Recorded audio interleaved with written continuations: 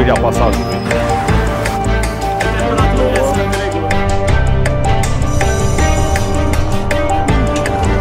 Da, de acord.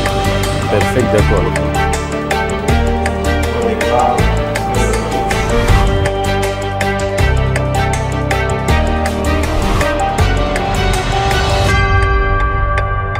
Dintotdeauna am considerat că în viață este important să pui pasiune în ceea ce faci și să fii competitiv.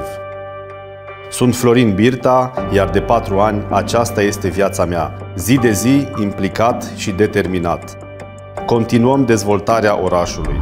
Oradea trebuie să rămână pe mâini bune.